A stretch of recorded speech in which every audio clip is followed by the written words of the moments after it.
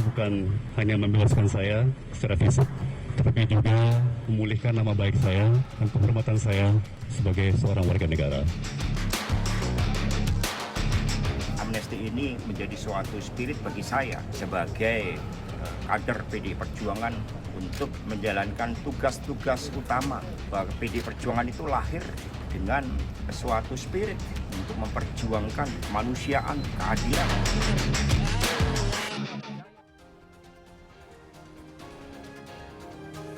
Halo, selamat malam. Presiden Prabowo Subianto memberikan abolisi dan amnesti bagi dua tokoh politik, yakni Tom Lembong dan Hasto Kristianto. Langkah ini diklaim sebagai langkah konsolidasi persatuan nasional jelang kemerdekaan RI. Namun dalam kacamata politik, menafsirkan sinyal yang berbeda. Apalagi pasca kongres terbaru dari PD Perjuangan yang disebut-sebut kini mendukung pemerintahan Prabowo Subianto. Benarkah demikian? Apakah abolisi serta amnesti kali ini hanya soal pintu masuk dari perubahan peta politik dalam negeri? Jadi apakah pengampunan kali ini akan berujung pada pergeseran kursi menteri? Kami akan membahasnya secara lengkap dan mendalam bersama dengan sejumlah orang narasumber yang ada di studio. Dan kali ini Prime Plus bersama saya, Bram Herlambang.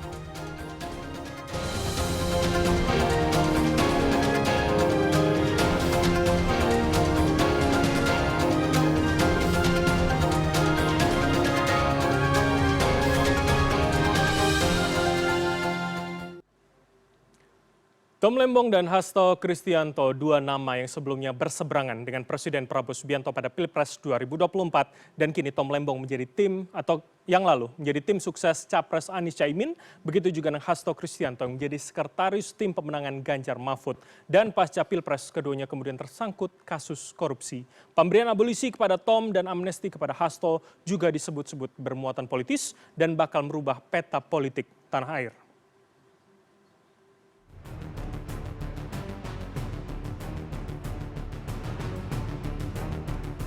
Hasto Kristianto, Sekjen PDI Perjuangan pada Pilpres 2024, menjadi sekretaris tim pemenangan nasional Ganjar Mahfud. Perjuangan Hasto membawa Ganjar Mahfud memenangi kontestasi politik kandas setelah Ganjar Mahfud perolehan suaranya di posisi ketiga dalam Pilpres.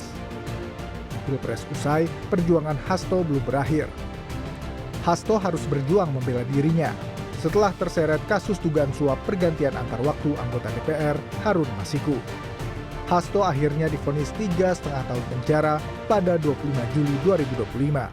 Sementara Harun Masiku masih buron dan jadi misteri keberadaannya.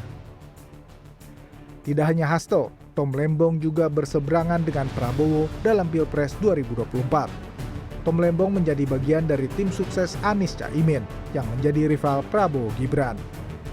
Usai Pilpres, Tom Lembong terseret kasus korupsi impor gula dan divonis 4,5 tahun penjara pada 18 Juli 2025. Sebagian masyarakat menilai kasus Hasto dan Tom berkaitan dengan politik karena keduanya berada di pihak yang berseberangan dengan penguasa saat ini. Meski belakangan opini itu dibantah aparat penegak hukum yang menyebut kasus ini murni proses hukum. Namun bantahan itu seakan mentah setelah Hasto mendapatkan amnesti dan Tom Lembong mendapatkan abolisi dari Presiden Prabowo. Kebebasan Hasto Kristianto dan Tom Lembong pun disebut pihak pemerintah sebagai bagian dari rekonsiliasi bangsa. Presiden sama sekali tidak mencampuri urusan proses hukum.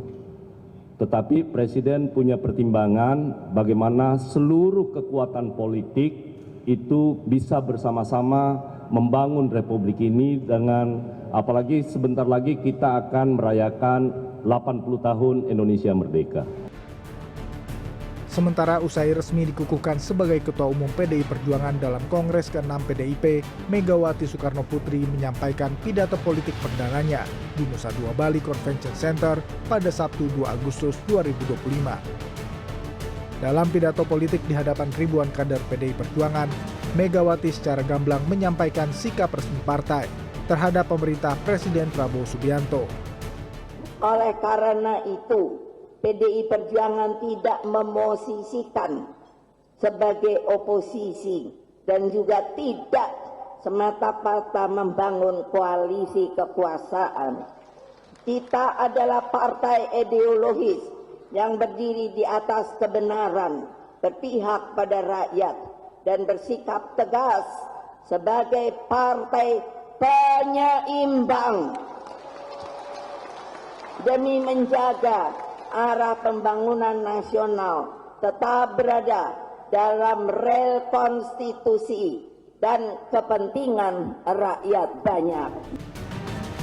Pengamat politik Adi Praitno menilai kasus Hasto Kristianto dan Tom Lembong yang berujung pada pemberian amnesti dan abolisi memang sulit dipungkiri bahwa ini tidak berkaitan dengan politik.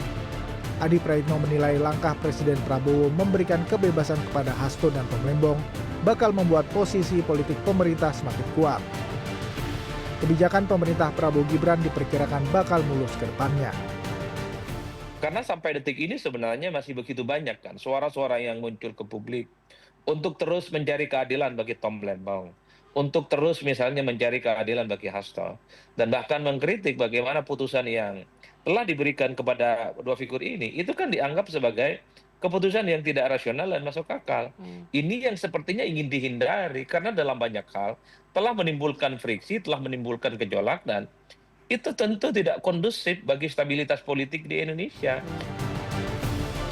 Adi Praitno menambahkan, jika memang kedepannya PDI Perjuangan dan kubu Anies bergabung dalam koalisi pemerintah, maka ini artinya politik tanah air ke depan bakal tidak ada gejolak besar yang berarti.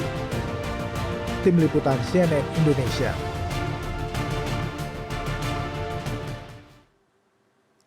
Lantas bagaimana tanggapan masyarakat terkait dengan pemberian abolisi dan juga amnesti dari Presiden? Apakah hal ini akan mempengaruhi tingkat kepercayaan masyarakat terhadap penegakan hukum di Indonesia?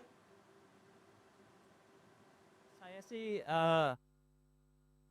patut didapat ini sih sama sama Pak Tom Lembong sama Kak Hasto, apalagi Pak Tom Lembong ya. Kalau kita ikutin kasusnya itu kayaknya agak ada tujuan yang lain lah gitu. Jadi saya rasa seharusnya Pak Tom Lembong sih dibebaskan sih untuk kasus ini. Menurut saya sih sudah pantas diberikan abolisi tersebut. Mungkin sebelumnya masih belum dikaji ulang atau bagaimana, ada pertimbangan-pertimbangan lain. Sebetulnya memang Pak Tom Lembong sendiri itu tidak bersalah kan. Jadi ya pantaslah mendapatkan abolisi. Layak juga untuk mendapatkan amnesti karena beliau juga sama-sama tidak bersalah.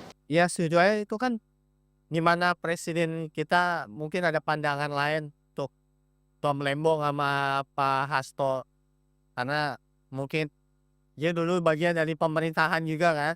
Itu haknya presiden dan itu kan DPR juga mengesahkan juga kan. Kalau menurut saya hukum di Indonesia masih dipercaya sih.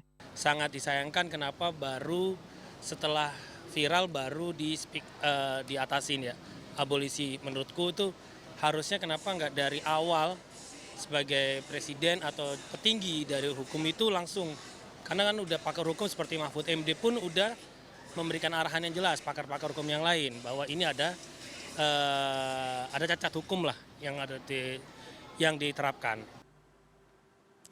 Lalu bagaimana dinamika ini serta pengampunan dari Presiden akan mempengaruhi peta politik yang Indonesia? Saya akan membahasnya dengan Ketua Departemen Politik dan Perubahan Sosial dari CSIS, Arya Fernandes. Mas Arya, silakan.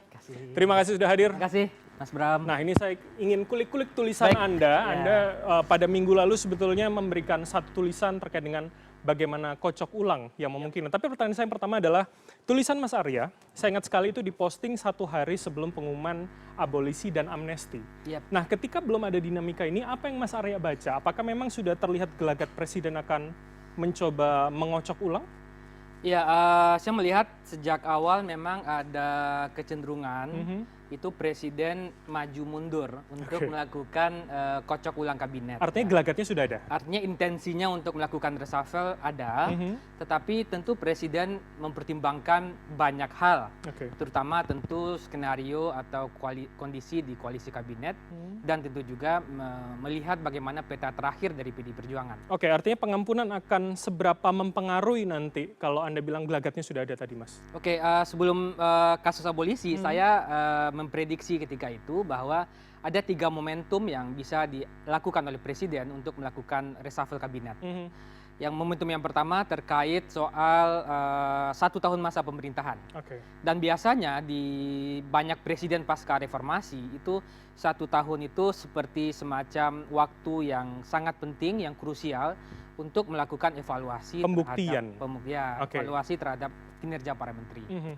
Yang kedua, ketika itu saya tulis soal putusan Mahkamah Konstitusi soal rangkap jabatan antara sebagai wakil menteri dan komisaris. Itu jadi isu juga ya. Itu jadi isu juga. Tentu para wakil menteri akan memilih nih, apakah tetap berada sebagai wakil menteri atau memilih untuk komisaris. Yang ketiga, singkat Mas. Nah, yang ketiga soal kondisi terakhir PDI Perjuangan sebelum Kongres. Nah, meskipun PDI Perjuangan terakhir kemarin melakukan sebagai partai penyimbang, dan ketika itu saya belum memperkirakan akan ada abolisi dan amnesti. Tapi artinya saling berkaitan, saling berkelindan begitu ya, antara apa yang Anda tulis dan kemudian apa yang terjadi. Nah, sebelum saya jauh kemudian menganalisa dan juga ngorek bagaimana apa yang kemudian Mas Arya proyeksikan, kita akan lihat, ini tulisan dari Mas Arya, kami sajikan dalam bentuk grafis kepada Anda. Dalam catatan memang hari ini Menteri dan Wamen ada 109 orang begitu ya. Dan yang menarik adalah Mas Arya mencoba membuat klaster dari mana atau background masing-masing begitu ya. Kita akan lihat di slide berikutnya. Mas Arya, kenapa harus ada 4? Bagaimana misalkan ini kan ada Pak Prabowo dan atau Gerindra, petahana dari kabinet Pak Jokowi yang lalu, kemudian koalisi parpol dan non-partai. Bagaimana dengan relawan, bagaimana dengan orang-orang yang dekat dengan Prabowo, masuk klaster mana itu? Ya, jadi format kabinetnya relatif cukup beragam ya. Dan saya membagi 4 klaster terutama dari sisi menteri. Ya. Klaster pertama tentu adalah klasternya menteri-menteri yang berasal dari ring satunya Pak Prabowo atau mungkin juga diusulkan oleh Gerindra. Berarti tidak hanya Gerindra ya? Orang yang dekat, orang dekatnya Pak Prabowo yang memang sudah punya hubungan panjang. Misalnya menteri. Itu nanti Mas. Tahan dulu, kita coba ke yang lainnya. Yang kedua dulu. kalau kita lihat lagi dari para menteri itu juga sebagian besar juga berasal dari menteri petahana. Yang saya sebut menteri petahana ini adalah orang yang pernah menjadi menteri minimal 1 tahun atau lebih. Jadi beberapa menteri yang misalnya Pak Andi Amran misalnya itu pernah 1 tahun sebelumnya di kabinet Pak Jokowi ya, makanya saya sebut sebagai menteri petahana. Tapi ada juga menteri-menteri yang memang full di 2 periode Pak Jokowi, misalnya Pak Pratikno misalnya, Pak Erlangga atau Bu Sri Mulyani misalnya. Itu masuk dalam klaster petahana begitu ya? Menteri petahana. Koalisi parpol ini artinya? Koalisi parpol ini adalah bagian yang paling besar dari komposisi menteri-menteri Pak Prabowo. Dia berasal dari partai-partai koalisi pendukung ya, baik yang berada di kabinet, koalisi parpol ini partai yang berada punya kursi di DPR. Paling banyak tentu Partai Golkar, ada sekitar, hitungan saya sekitar 8 ya. Nanti kita akan menjabarkan. Yang terakhir non-parpol ini? Partai parlemen itulah menteri-menteri yang berasal bukan dari partai parlemen. Tapi artinya menjadi pendukung Pak Prabowo. Apakah klaster relawan, tokoh masyarakat dari ormas misalkan itu ada di klaster ini? Ya, termasuk ini juga non-partai. Non-partai begitu ya? Profesional ormas ya. Itu masuk di sana ya? Baik, slide berikutnya kita akan lihat. Ini kami mencoba menjabarkan beberapa nama yang kemudian masuk dalam klaster Prabowo dan juga Gerindra. Apa yang bisa Anda jelaskan dari ini Mas? Karena kalau kali ini memang tidak semuanya ternyata dari Partai Gerindra begitu. Kalau kita lihat dari grafis ini kan menunjukkan beberapa menteri itu memang punya hubungan yang panjang dengan Pak Prabowo. Pak Pras ya, Pak Sugiono misalnya, Pak Fadlizon, tapi ada juga Pak Safri yang memang teman dekat Pak Prabowo sejak di Akademi Militer. Tapi Pak Supratman juga adalah kader Partai Gerindra ya. Jadi orang-orang yang memang dipercaya besar oleh Pak Prabowo, punya hubungan yang bukan setahun 2 tahun tapi sudah panjang ya. Dan ini adalah klaster pertama yang artinya hubungan emosional dalam analisa Anda cukup melibatkan dalam klaster ini begitu. Ya, karena ini pemerintahan tahun pertama, tentu Pak Prabowo penting sekali untuk menempatkan orang-orang yang benar-benar dipercaya oleh Pak Prabowo. Dan orang-orang ini memang sudah punya sejarah panjang dengan Pak Prabowo. Itu yang kemudian alasan masuk dalam klaster ini ya? Ini klaster masuk. Baik. Kita geser pada klaster petahana yang pernah menjabat pada Kabinet Indonesia Maju Presiden Joko Widodo. Ini tadi beberapa nama sudah Anda jelaskan. Apa yang menurut Anda membuat nama-nama yang sudah pernah menjabat sebelumnya ini kembali pada Kabinet Pak Prabowo? Apakah dasar soal kinerja itu menjadi catatan utama begitu Mas Arya? Oke.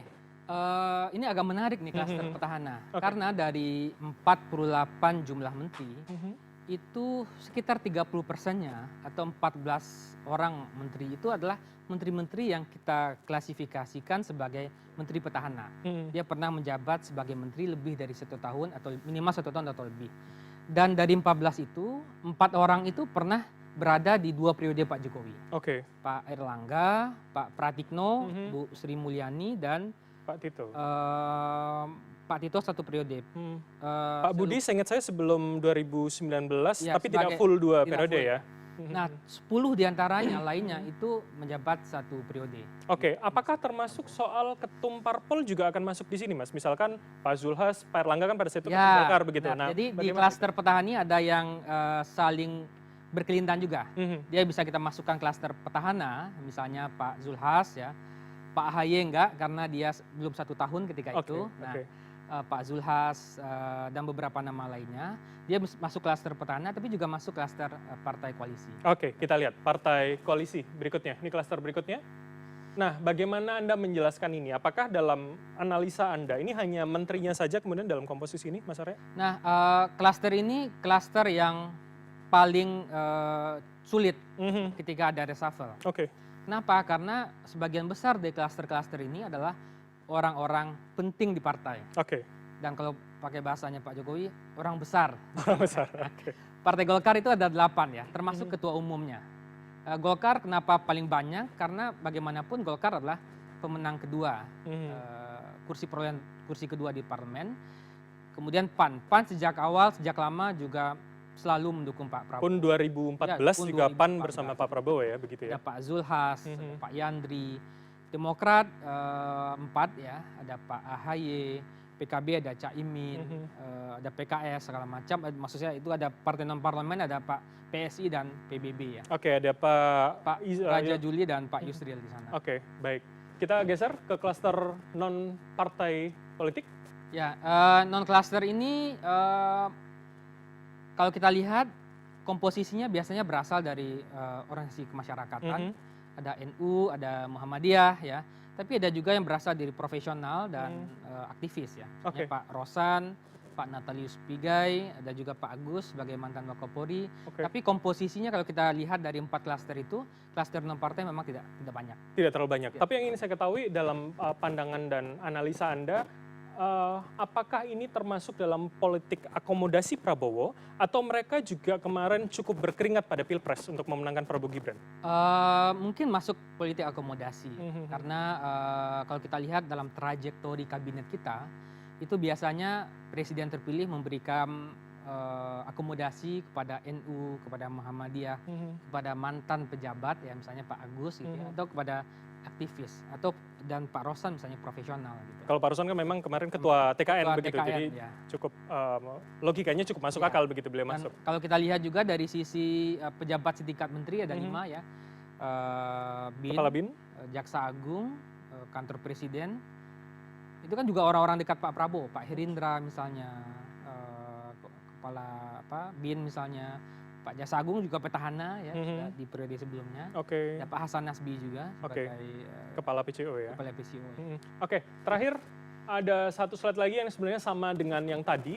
Cuman saya gini Mas, ketika tadi kita sudah membreakdown 4 klaster, saya ingin Anda proyeksikan masing-masing kekuatannya. Mana yang paling sulit untuk Pak Prabowo menggeser tadi, kalau saya pinjam bahasa Anda, atau mana yang paling beresiko kemudian ketika hari ini ada dinamika, itu yang bisa out begitu? Ya, tergantung motivasi untuk melakukan reshuffle.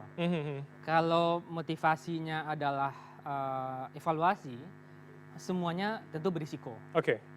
Tapi kalau motivasinya adalah akomodasi, itu mungkin non-partai bisa jadi paling riskan karena tidak punya backup secara politik. Nah, tapi kalau kita lihat tapi non partai ini bisa jadi dia satu opportunity juga karena dia tidak punya karena ketika ada reshuffle pada non partai orang akan melihat ini non partai bisa jadi korban gitu. Jadi dalam situasi normal biasanya semuanya punya risiko yang sama sebenarnya. Oke, tapi Tergantung kalau motivasi kemudian untuk melakukan apakah reshuffle. orang Pak Prabowo, koalisi partai politik ini akan mudah juga tergoyang dan Koalisi partai mungkin yang paling susah, Mhm. terutama kalau itu melibatkan ketua umum partai. Oke. Biasanya reshuffle di sisi koalisi itu terjadi kalau satu, ada konflik di internal partai politik, Mhm. sehingga presiden perlu mengadjustnya. Mhm. Yang kedua, ada usulan dari ketua umumnya. Misalnya ketua umum mau melakukan penyegaran. Mhm. Ya. Atau misalnya ada menteri-menteri yang dianggap kontroversial. Nah, karena presiden butuh stabilitas, ketika ada menteri yang kontroversial itu juga bisa jadi akan berisiko. Oke, jadi tetap ada resiko ya untuk Tetap- kemudian ada klaster risiko. koalisi partai politik. Kalau klaster Pak Prabowo atau Gerindra, ini yang cukup Ini yang aman? paling aman saya kira, Oke. paling safe saya kira. Hahaha. Karena dia kalau kita lihat di hampir semua rapat-rapat kabinet, Mhm. terutama kabinet rapat tertutup, rapat terbatas, Mhm. itu hampir selalu klaster ini ada. Oke.